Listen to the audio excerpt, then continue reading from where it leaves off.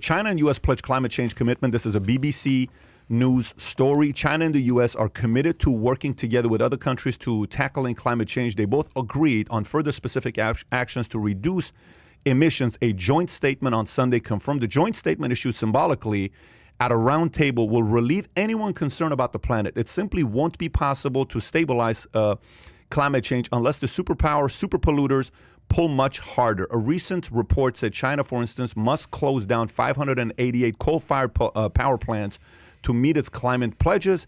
Is China heading in the right direction on coal? No, its regional governors have been building even more coal plants to stimulate the economy. And this goes to ahead of the trip to Shanghai. Mr. Kerry told CNN that China's cooperation was absolutely critical to battle climate crisis. Yes, we have big disagreements with China on some key issues. Absolutely. But climate has to stand alone. Thoughts? Well, let's back up on climate change. Sure. I was skeptical because as a consumer reporter, I cover scares. And the media were hyping the red dye number 6 and pesticide residues and caffeine and everything gives you cancer. It just turned out to be utter bullshit, and we're living longer than ever. Climate change comes, I was skeptical, but now a lot of serious scientists do think this is going to be a problem. And you also have to keep in mind that if you say it's not a problem, no one puts you on TV, no government gives you a grant. So they're pressured, self-pressured to say there's a problem. But there does seem to be. And our greenhouse gas emissions probably will make it worse. But the last 2 points are the key ones. Is it a crisis, and can we do anything about it? A crisis is 2 million kids dying of dysentery in Africa. This isn't a crisis. If it is, we can adjust to it as you do around this area. Build dikes. Holland has been 2/3 of the country's been underwater for years. They, with primitive equipment, could build it to keep it out. That makes more sense than doing what we're doing now, which is pointless subsidies for rich people to buy electric cars, and pointless subsidies for windmills that help Al Gore and other rich cronies. And all of it's going to make not a whit of difference. It's true, as the article says, that if the superpowers got involved and they really did something, that might reduce our greenhouse gases.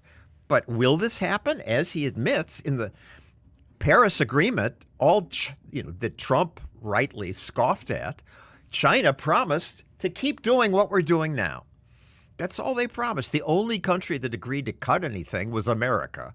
And we only achieved that target because we switched to natural gas, which pollutes less, but it's still a fossil fuel.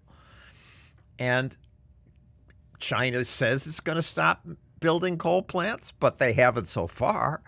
We're going to sign an agreement where we'll obey it and they won't, and it won't accomplish anything. This is bad politics and bad economics. So what changed in your mindset? Because you said you were skeptical and now you sort of seem to be a believer. Was there a breakthrough moment, an epiphany moment? What was it? I started reading serious scientists who were not knee-jerk, believing every government scare, who said there is evidence that this may be a problem. So you do believe that it is a problem? Maybe number 15 on the world's list of problems. Wow. So definitely not in the top 5, top 10. No. Really? I like what Good Mother just said. Good Mother just said, we can't hear you. Good Mother just said, I'll buy the climate change crap when the promoters stop buying oceanfront properties. Oh. And Good Mother, she's a B-bag. She's always with us here. So, but what will come first? What will come first? Kai, I want to hear your thoughts on this as well. What's going to come first? What will the world end with first? Will it be due to climate change, where we'll all freeze and this becomes like the snowball effect that, what is it when it happened? There was a phase where they call it the snowball. I think it was snow.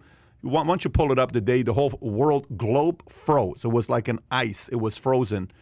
Will we die from climate change first, or a nuclear, full-on, insane nuclear war? What will be the cause of the world ending? John, be a little bit optimistic and positive thinking here. Go ahead. Well, you give me those two choices. How can I be optimistic? Give me another one. I mean, I maybe think by and unicorns large, show up one things day. get better. I'm a pessimist, but I have to look over my 70-year career. Over time, people live longer. People have better lives. Disasters predicted, but things get better. To me, the biggest threat is that we're going to keep going into debt, and they're going to say, oh, look, inflation isn't bad, until suddenly the rubber band breaks and inflation is crazy and the social media algorithms are all feeding us exactly what we believe and more of it, and we're going to be in warring camps, and we go to war against each other. So you're not worried about the end of the world. That doesn't bother you. You don't think that's going to happen with nuclear or climate change or any of that? No. Okay. Adam, any thoughts on this? Pretty interesting that his number one concern is the debt crisis, because that is a major concern. I don't think that's going to be what is going to bring down the world or anything like that. I think there's no doubt that climate change is happening, but just I think to the extent of what is man's role in this. And I think something that we should highlight is the fact that at least, like they say in the article, yes, we have big disagreements with China on some key policies, absolutely, but climate has to stand alone. I don't trust China as far as I can throw them. I'm sure you're not a fan of the CCP and anything the hell's going on there. I can't believe anything they're saying. But having some sort of positive dialogue is a good sign with China. Having some agreements on something.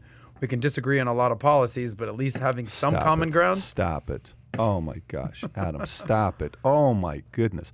So what makes you believe they're going to keep their end of the bargain? I don't believe anything. So I said that. So what do you do negotiating with someone that you know they're not going to keep their end of the bargain? Like, what is the level of accountability? I don't know, like what the Iran deal. We have to have some sort of accountability. What is the level there? of account? No, the Iran deal with China is willing to go to certain measures that maybe U.S. is not willing to go I'm saying to. The $400 billion the Iran deal. nuclear deal that we had with Iran. Iran There's doesn't definitely care have about some accountability. By the way, Iran. So imagine U.S. gives Iran $150 billion. China gives Iran $400 billion. Who do you think's their god?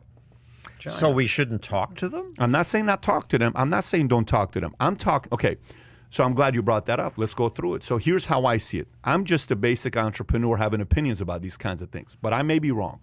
So let's just say we have climate change here as an issue. And U.S. and China is negotiating about climate change, okay? There is 5 other issues I have to process before we go here. This is not my next. My number one, before I do anything negotiating with you, China, is I need you, just like the rest of the world, allow there to be Facebook in your country, allow Twitter to be in your country, allow YouTube Live to be in your country, allow podcasting to be in your country, allow all our NBC, ABC, CBS, CNN, Fox News, everybody to be in your country. It's like freedom of press. So we can see that you are really being held accountable just like us, because guess what? How tough is it that we wake up every morning, we watch the news, we know shit about that's going on in China, but you wake up every morning, you watch news, and you say, look at these Democrats and Republicans calling each other out. These guys are idiots. I know exactly what's going on in U.S.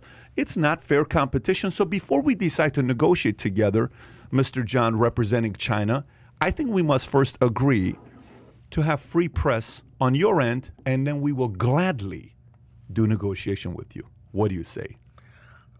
I say, that's a good podcast line. Your listeners will like that. But screw you. We're not going to negotiate on anything then. Then let's not do it. Then I'm not doing it with you either. But it's better to keep talking. It's not about talking. I don't mind talking. I'm all about talking. I love talking. Let's keep doing that. But the talking has also, to be... you should add intellectual property respect to that Sure, list, that's what I'm saying to you. Where I'm going with this is, hey, the whole Made in China 2025 was about getting all the trade secrets from U.S. and applying it there. Every time they invested into America, companies in America, clause on the bottom. You have to give us the intellectual rights to this in China. What the hell are we talking about here? Wait, so I think our politicians need to kind of defend America and protect America first. And then we go negotiate about all the other things. So if you enjoyed this little short segment from the podcast that we did, here's another short segment to watch. Or if you want to see the entire podcast, click over here. Take care, everybody. Bye-bye.